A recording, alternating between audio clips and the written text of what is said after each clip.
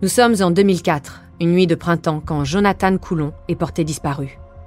Son corps sans vie est retrouvé ligoté et lesté d'un parpaing dans un étang à Guérande. Ce n'est que 17 ans plus tard qu'un codétenu accuse Martin Ney, un Allemand surnommé l'homme en noir, de ce meurtre. Ce dernier persiste à nier l'homicide du jeune garçon. Pour amener de nouveaux éléments de compréhension, Marie Drucker a interrogé le professeur de criminologie, Alain Bauer. Bienvenue dans Au bout de l'enquête, l'affaire Jonathan Coulon, épisode bonus.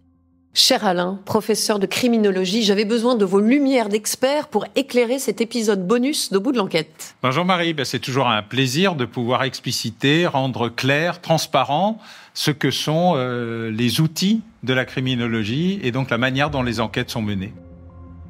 Ce 7 avril, lorsque les gendarmes arrivent à Saint-Brévin, Jonathan a déjà disparu depuis plusieurs heures.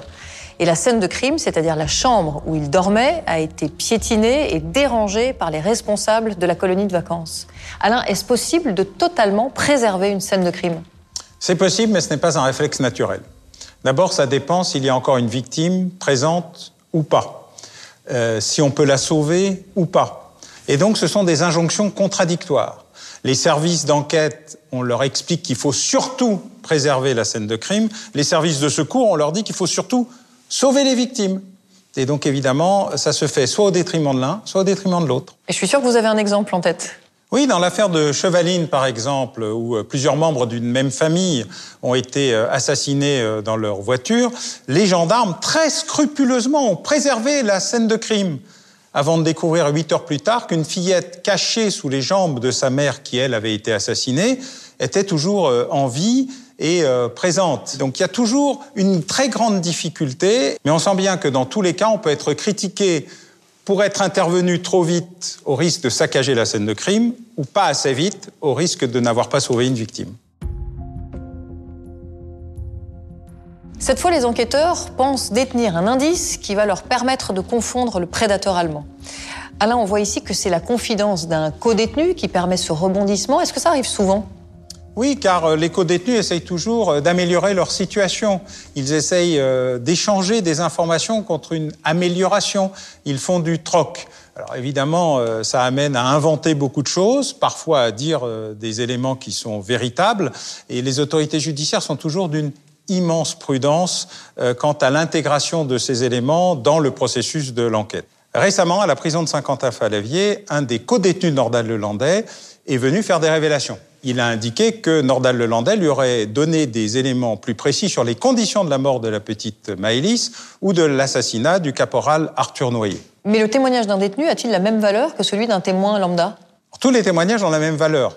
Le problème n'est pas la valeur du témoignage, mais la corroboration.